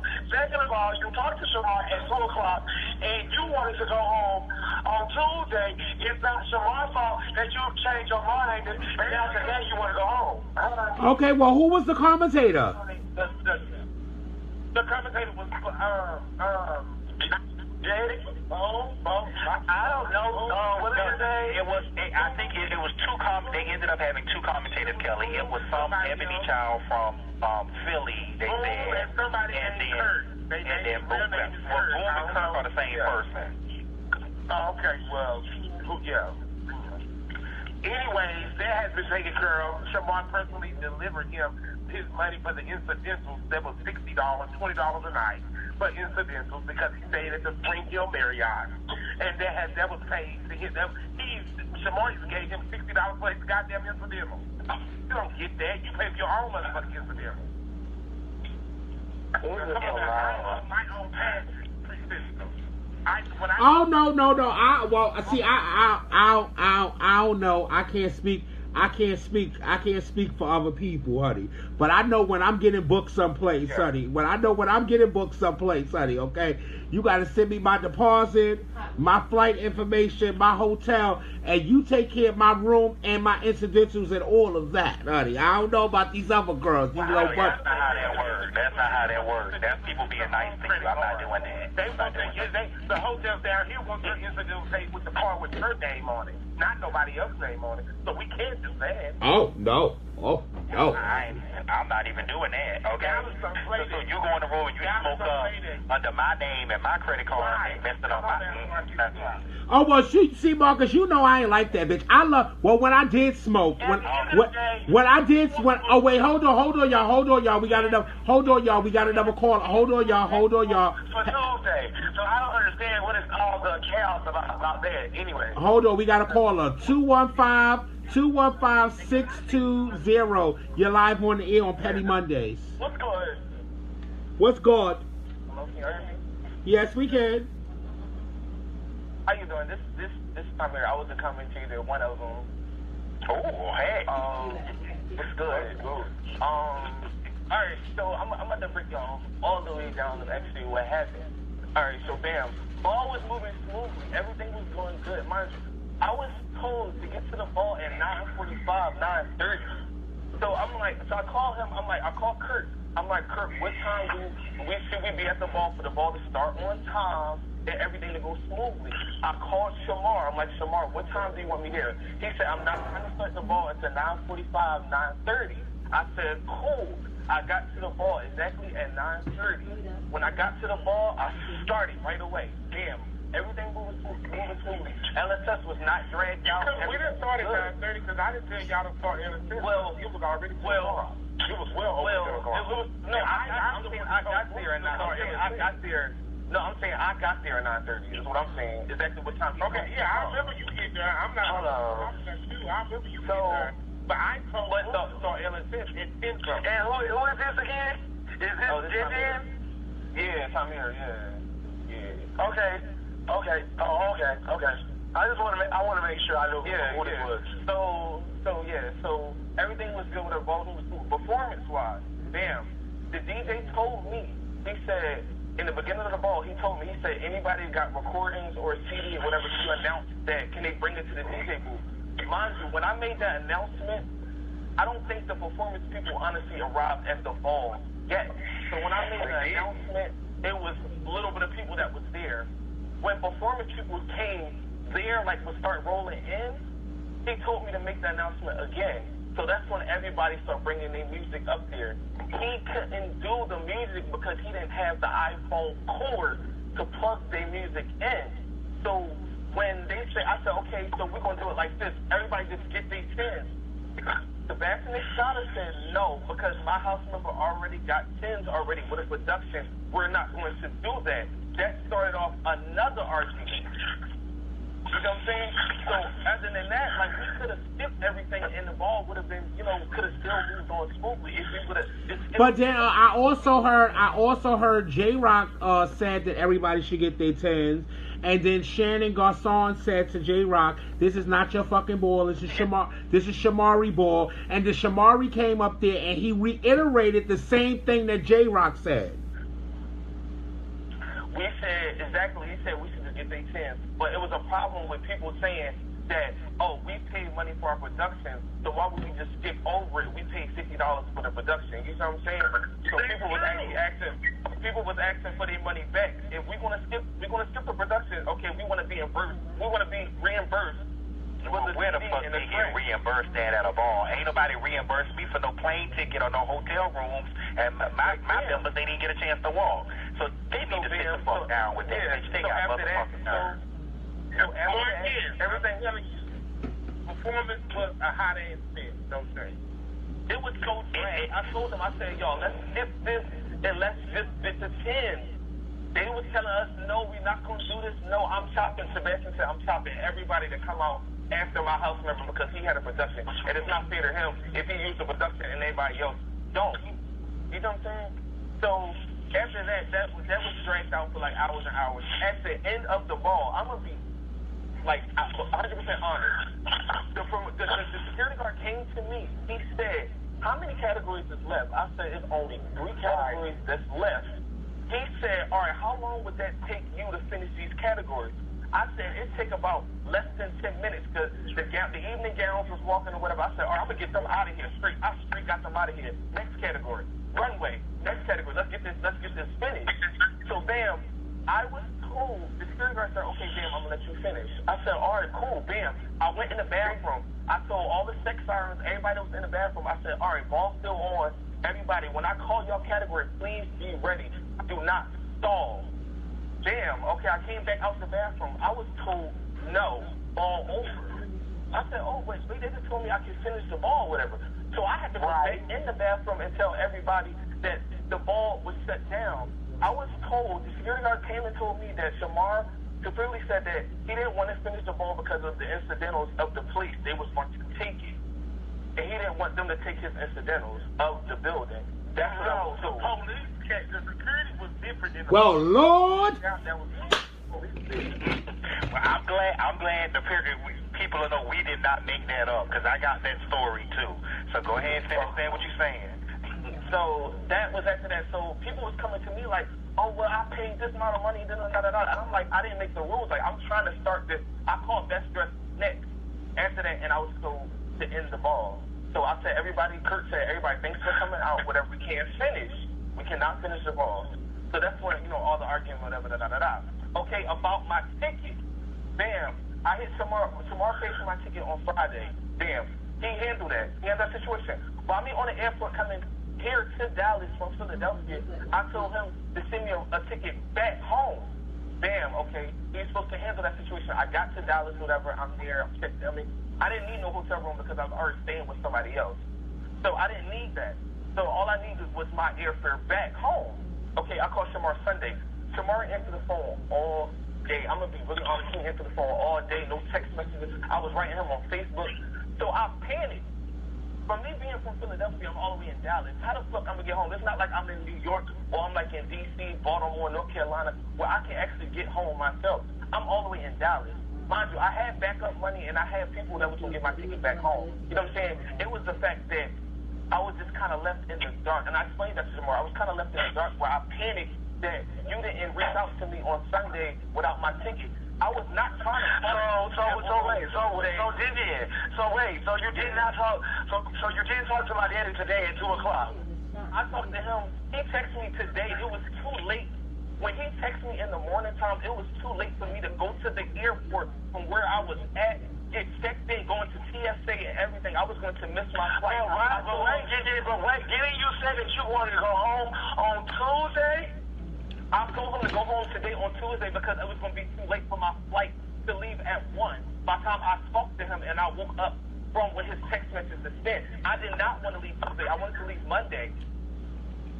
Okay, if you were coming on Friday on Tuesday, why would you have gotten a one-way ticket? I don't understand.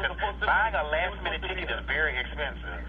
Buy the last minute. Shamar said his ticket was bought last minute, so it was like $300 or $400 or something like that. He said. No, it was not the other day about the whole situation.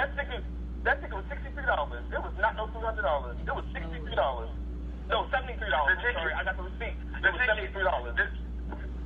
So the ticket coming to Dallas was $73. I can believe it. I mean, I can believe it was good. I found some cheap tickets last week, but I wouldn't have took no chance to you to. Airline, honestly, I took a Ricky-Dick airline with the Spirit. Spirit was only $73 one way. He said, all right, I'm going to do it one way because it's cheaper to do it one way there and one way back. So when he sent me the confirmation number, I didn't see nothing but the confirmation number, so I did not know if it was a round trip ticket or not. I don't fly. You know what I'm saying? I don't really go nowhere. You know what I'm saying? So if I'm going somewhere, I'm traveling on a bus or something like that. So when I got the confirmation ticket, I went to the airport, I printed out, only one ticket came out. I said, all right, man, where's the other ticket? You know what I'm saying? It's supposed to be a round trip. I'm like, all right, okay. I got on the flight, and I'm like, all right, so when I get there, I know I'm having my way back. You know what I'm saying? So I really wasn't, worried about it. That's my fault on my behalf for taking that risk. You feel me? So when I got there, I hit him up, and I said, my ticket, he read my message. That's where that's why I got mad at when he read it. And that's why I felt like I was okay, so is he playing me or not? Kurt called me and said, did you talk to Shamar? I said, Kurt, I didn't talk to Shamar. He said, because he's supposed to reimburse me for my room. I said, what's wrong with your room, bro? You good? He said that Shamar didn't pay for his room all weekend. He paid for it out of his pocket.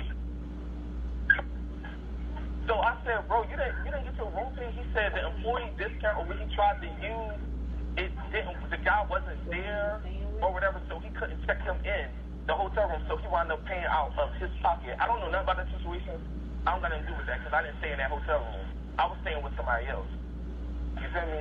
So with that ticket, Kurt claimed he paid over $200-some for that hotel room that whole weekend. That's a lie. I called the hotel room myself. Okay. Yeah, that's what he told. What he's saying, Kanika, is that a discount form was used and maybe was being able to Kanaya.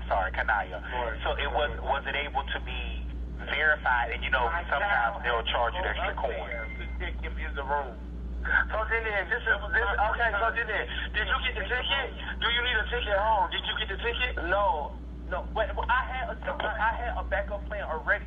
Like somebody was going to get my ticket back home, but Shamar texted me. While he texted me late, he said, "Okay, cool. I'm gonna bring you the money for the ticket." So he did. He came here. He met me, and he brought me the money for the ticket. I'm fine. I'm straight.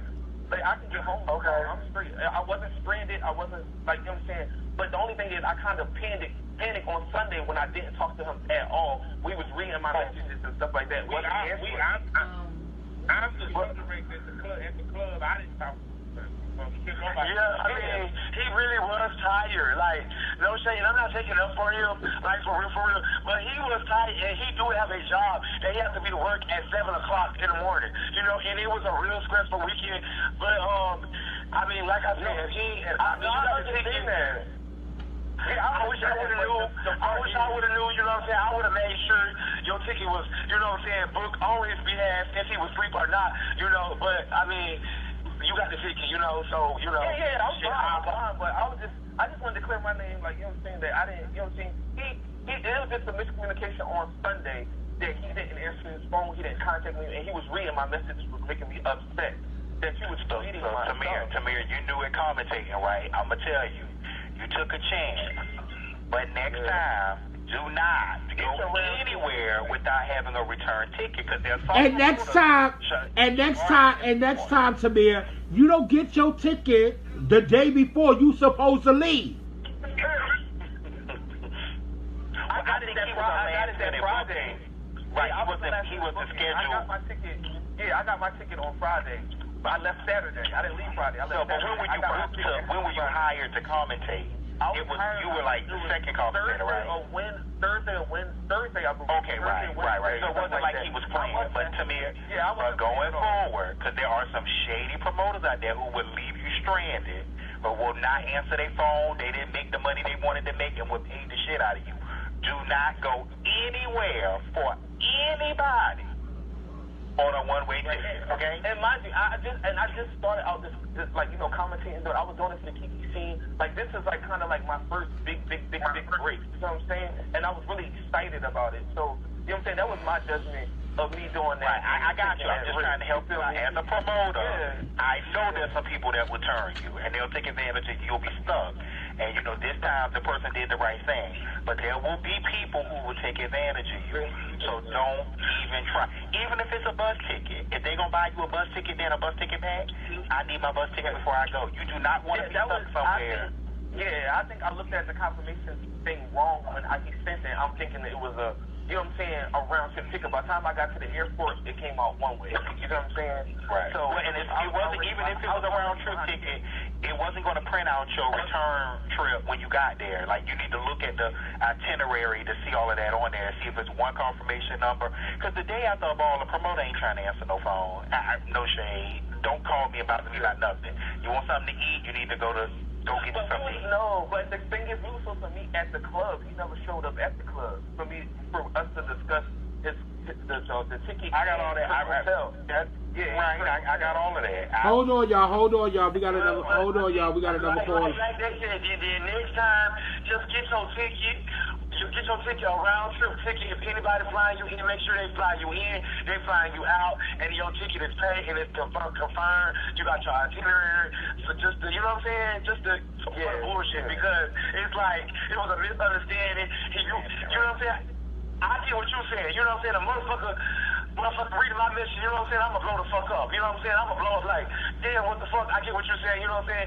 And he called me today. Yeah. You know, he called me today and he was like, I'm on the way to go take him, you know what I'm saying, the ticket, because I don't want him to feel like, you know, I was trying to get the ticket. You know, but I was just tired. You know what I'm saying? You know what I'm saying? We always fucking tired. To be honest with you, you know what I'm saying? This fucking ball stress me out, stress them out. You know what I'm saying?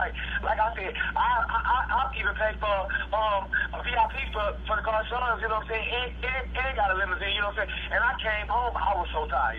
You know what I'm saying? So, you know, I don't think he tried to leave you stranded. You know what I'm saying? He was just tired. He had to go to work. Hold on, y'all. 202-670. You live on the air. Yeah, I have a question for you, Kelly, and for Marcus. You know, I guess based on ballroom standards, this ball was not a successful ball. I think we can all agree on that.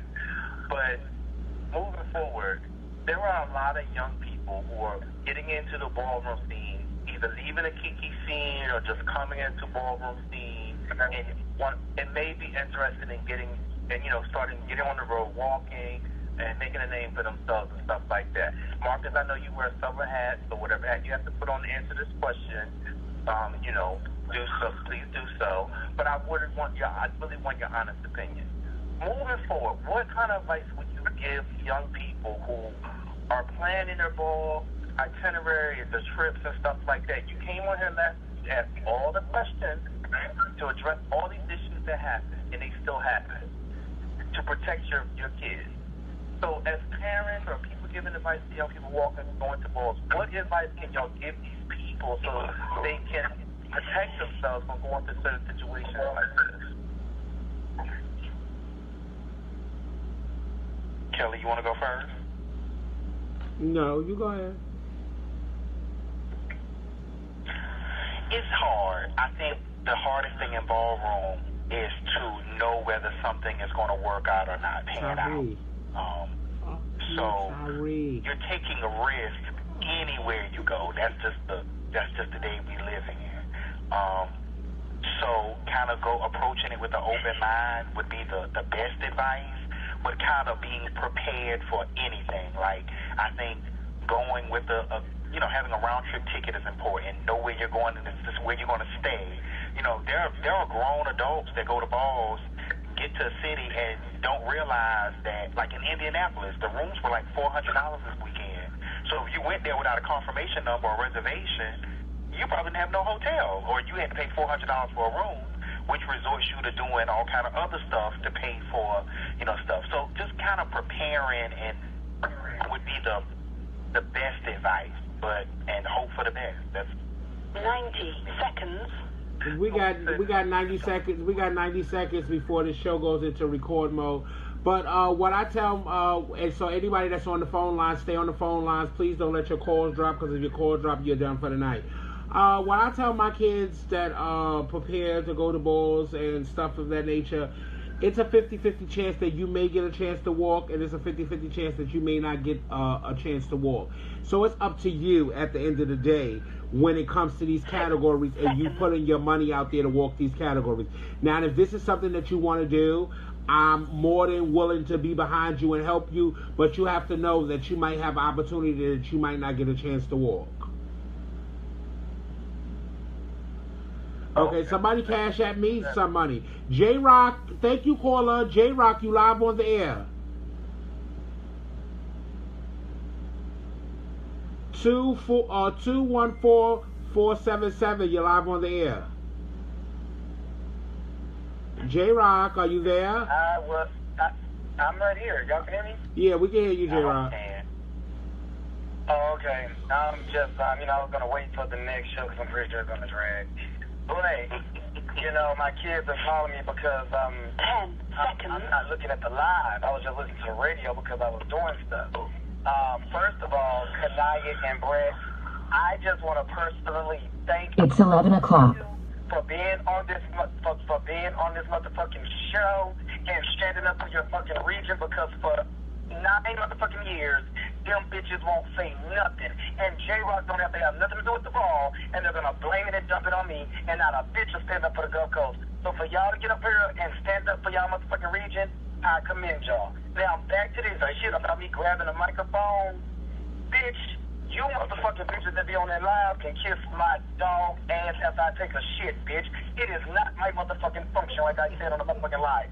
Bitch, I was the one running back and forth. Clint 008 Blade, and he knows I don't give a fuck, and I'm not fucked up about it. He did not download those kids' motherfucking productions. They fucking sent them productions to him 3, 4, 5 days in advance. I told him my motherfucking self, I have a government hotspot.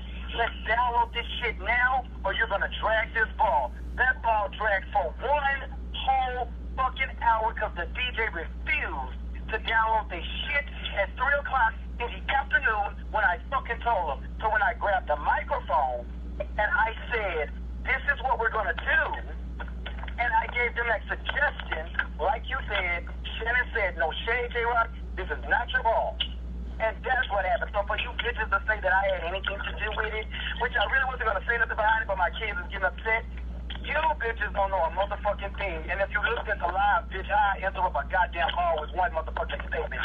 You bitches need to motherfucking get a motherfucking life, hoe. But I tell you like this, though. Wait, you didn't stop that, ball. One more thing. One more motherfucking thing. Bitch, if you don't want to come to Dallas, I wouldn't give a shit if you stay at home and eat shit out of a fucking bag, you dog bitches. Because you don't get in ballroom, period.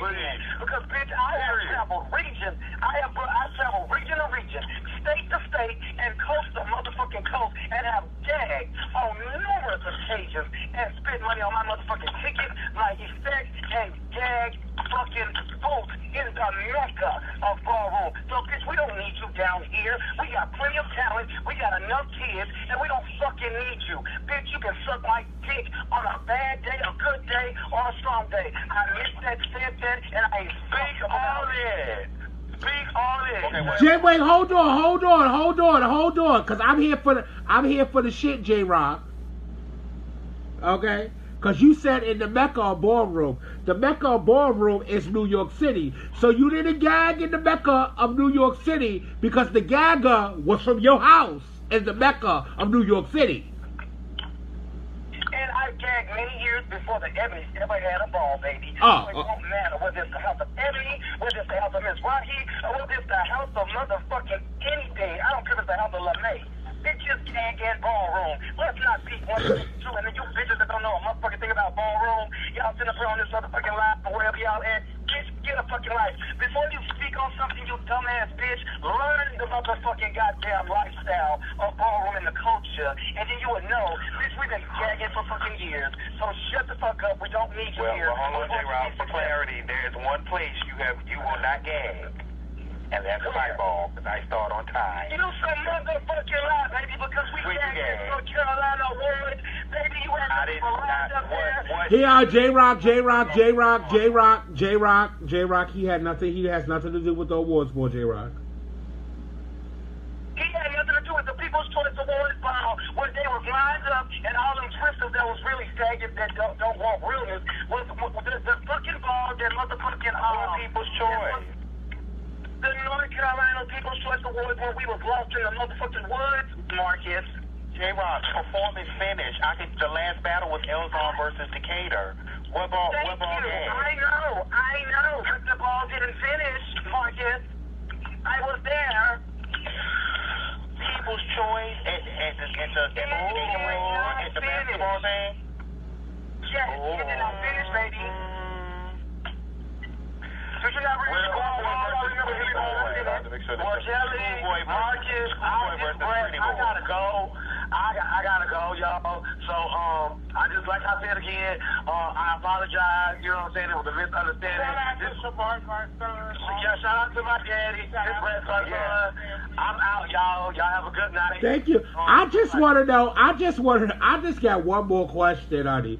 Who the fuck is the house of motherfucking Mugler and the house of Balenciaga for motherfuckers to be waiting for them to start the ball?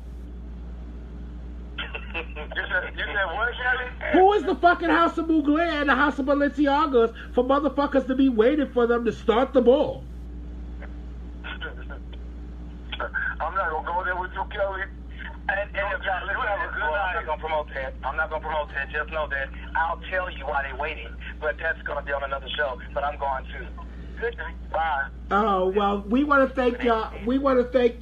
Honey. We want to thank y'all. You know, I just do that. I just said that. I said that, and I'm going to tell y'all why I said that. I said that because Harold just joined my live. So that's why I said that. Okay? Oh, yeah. I'm here for the shit. But, did you get any understanding, though, on the whole hotel room and why he had, if he's saying that, she's saying that she paid for the room, and somebody is saying that they had to be reimbursed for the rest of the room. So what happened? Child, I ain't get no understanding. I get no understand. Listen, and I'm gonna be honest with you, right? When I gagged that they said that they waited for the Muglers and the Balenciagas before they started the ball. I gagged at that. I gagged when Don came up here and said that he spoke with security and they was going to let them finish the ball, and Shamari said, no, the ball is over. I gagged that they let that category go on for a whole hour, was trying to work on getting people productions and things made when they could have put that category to the side and caught the other categories that people was already in the building for that didn't need productions. They could have called those categories and finished those categories. You know what, Kelly? I don't think, I really, and I know Shamar, I really don't think it was him maliciously doing it. I think it was the inexperience in knowing. You know what I'm saying? I truly don't want to believe he did not think that performance was going to take that long and things like that. Because Texas, I mean, no shade, the balls don't take but about 4 hours normally, even at their big balls. So maybe he thought he had more than enough time, you know, because it's not like a million people are walking every category. They have people walk realness, they walk performance, and everything else can kind of go kind of quick for the most part. But I'm gagging. And J-Rock, yes, the first People's Choice did not finish, but the last 4 balls I have completed all 50 categories. Last 4. I'm going for 5 in a row on July 14th. Well, baby, I thought they were waiting on the Honey, I don't know. I'm glad they came on. They were definitely entertaining because my inbox ain't never went off like that before. My inbox is going off too, but I just got tired of reading the messages because it's no shame. It's no shade when I sit here and I read the messages. You know, our houses be thinking I be trying to attack them, and it don't be me. So you know, Jason. You know it's the end of the show. Jason probably don't slid off.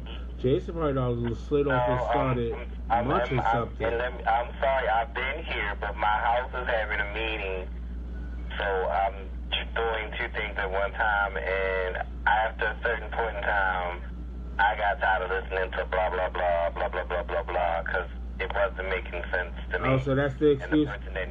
That's the excuse. That's the excuse. That's the excuse we're using this Monday. That's the new excuse. My house is having a house meeting. That's the new code for that. If you listen in my background, you can hear it on my other phone that I'm watching it live from my house group. So my house is having a meeting, and no, I'm not going to do that. That's a private thing. I don't listen in on y'all house meetings. Y'all won't listen in on mine. So I'm going to put myself back on mute because it's 11:11, and I know that we all are getting ready to jump ship. You all are getting ready to jump ship to go over to that other show so that y'all can hear J-Rock go off. Oh no, I'm not jumping ship. I'm gonna wait until I get a text message or something, and somebody they say somebody don't mention my name or something, and then I'm gonna call. But we about to wrap this up, and we about to get up out of here. So Jason, say goodnight before you go back to your call. Well, good night, everyone. Yeah, good night. Marcus. Okay. Well, hold on. Before we go, I do want to say this. I know for the past, it happens that when the balls don't go the way we want them to go, we say what this always happens or that always happens. I don't think that's an acceptable answer. I just don't think that is going to work as we move on. There are new people coming to the scene every day, so that we don't have to say how it has been. Those are things that we can somewhat avoid. We need to start planning 8 hours, 9 hours, 10 hours for balls, and that's why New York, don't have balls like that. Because if it was just that easy to go get a rental place for 4 hours that can hold 200 people, there would probably be a million balls. There are a lot of factors that go into that. So we need to be conscious of what we're saying because, we're hearing it a lot, a little too much, and that's not be a common, that's not really fair to say that. So that's all I wanted to say. I wanted to bring that up earlier, but I appreciate the callers calling in and, at least defending their area, because that's a hard thing to do. Yes. Okay. Thank you, Marcus. So I want to thank everybody for definitely calling in, and everybody that definitely tunes in and watch our live. Shout outs to everybody on YouTube that will watch this live on YouTube, because you're not on Facebook and you're only on Instagram and Snapchat and Twitter, but you know about my lives and stuff, so y'all be waiting for this to get up on YouTube. Shout outs to y'all and things of that nature. I just think it's time for us to do better in ballroom. It's 2018, and it's time for us to do better and be great, and things of that nature.